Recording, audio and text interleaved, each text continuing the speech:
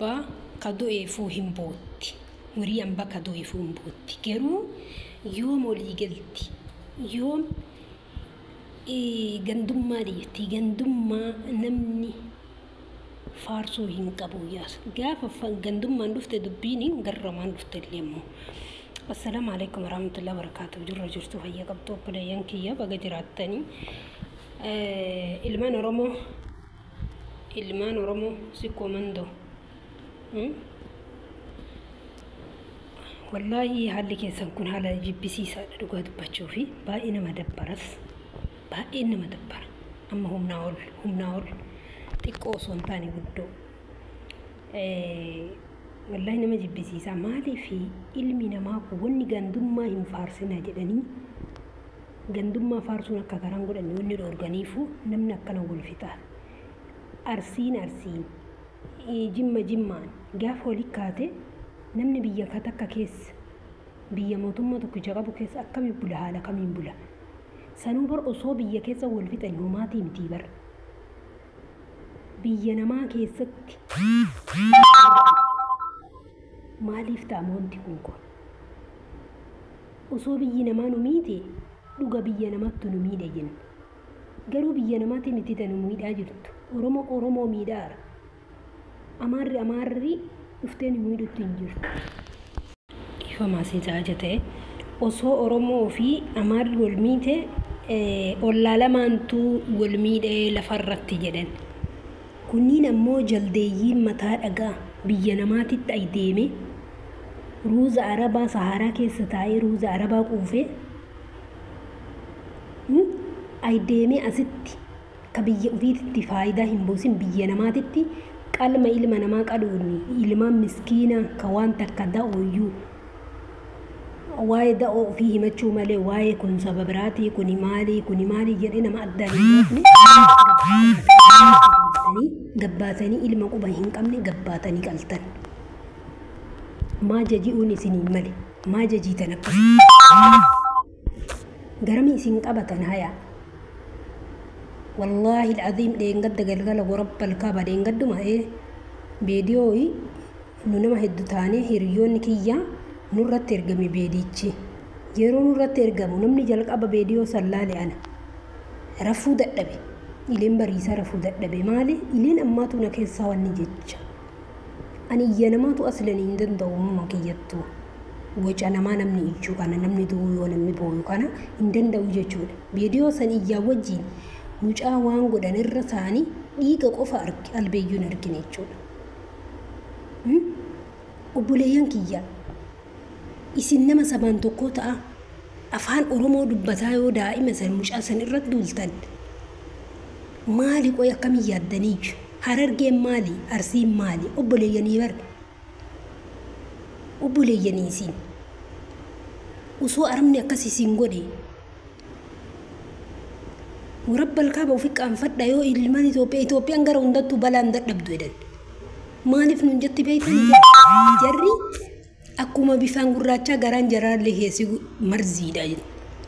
كنا مون كوني نور متانير كوان شابا نور لطفاني تت إثيوبيا ننتقني مال يبو نو أكا مسلمة أتشكي سجرو أكا يهودا نتنولالو جران يهودا warri achi keessa jiru amantiin isaa akkana jedhanii nuun himan malee nama keessa beekanii wallahi alazim yahudaadha biyya yahudaati akkana jedhan haga warii namaa warii warra ka du'eef boottani ilmaan oromoo kabirat yettanii boottan kun warii du'eef bootta warii warra ka du'eef birri keessan isin dhoorgatanii boottan malee waan biraatiif hin boottan yaastaniillee ooftanii hin beeyna keessoon kenna keessaan hin beeyna warri mezraa dalaydan wal beeyna jechuudha waan isin dalaydan isaa guutuus beekuu dhabnu quba qabaanna jechuudha garuu ilmi dhiiraa yoo gadi baasee akkas dalagu yoo gadi baaseetiin ilma dhiiraa ilma ofii obboleessa isaa ka sabaan tokko ka oromummaaf ka islaamummaa waliin qabaniin gafuudeenni qalusanii maaltu isinitti dhagama qoyyaa ilmaan oromoo قسم بالله والله العظيم وانفقت هذا لو جرتن وربي بيا كان كيستي nama takka ajjeeftan taanaan akka mootummaa Itoophiyaa sanitti safaxaan hin jiru ammoo nama kennattu achumatti wal ajjeesee achuma biyya walirra raree wal dhiisee wal biraa kuta malee jarri argite taanaan mootummaa itti waamti mootummaa gaafa itti waamte ammootu karaa inni deemu miila isaatiin qaban hatta yoo inni bishaan tokko garuuraa keessaa dhugaa deeme garuura bishaanii saniin qabaa deemti qaldiin hin jiru jechuudha ajjeeftanii lubbuma isaa karaa irra dhoysitanii yoo akkas biyya kana keessaa bahuu murattan malee hin jiru akkasaa laaftuttas keessaa bahuu hin jiru yoo ormi maan nuu godha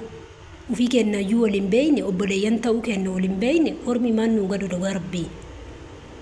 akka fedhanii nu godhuu danda'an ufiyyuu waliif kuutayaan jirru keessattuu warri gandummaan deemtan kun rabbii keessan sodaadhaa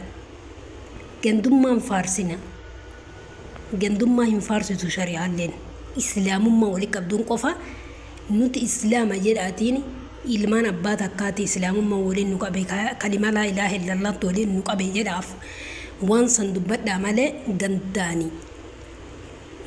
gosummaani wanni akkasii hin qoodamu waan kalee hin jirretu bahee jechuudha sa'atii ammaa kana waan kalee hin jirretu bahee gabbahaa gosummaa waldhaadhaa gosummaa walqalata jetten dhageenyeeyyu hin dhageenye hadhallee dhagahuus hin fedhu garuu osoo hin feene dhufti yoo jettee dhufti jechuudha ummata akkamitti akka yaaddan hin beeku anamma obboleessa kee tokko asiin dura obboleessa Akiraati ijoollemmaan waa'een gandummaan kun jabaachuu irraa jechuudha uffata irraa mulqanii waan isa godhanii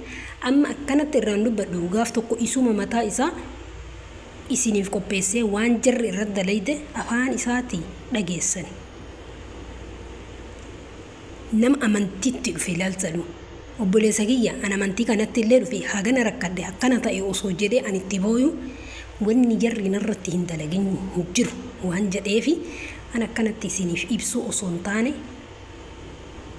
gaaf tokko isinii haasofsiisee isinii fiduu ta'a jechuudha ammoo jechuudha dhiini ilmaan miskiina ijoollee akkana godhaa jirtan tana hinafa isinitti hin fakkaatina gaaf tokko ni baha garuu namni hadhana wal cafaytan namni hadha nama miitanii osoo hadha isin irraan kafalan guyyaa qiyaamaa isin irraa kafalachuuf ta'a yookaan ammuma nadhayi jedha kafalchiifadha matama isaatii deebi'a matama nama miitanii saniin na kafalii jedha kafalchi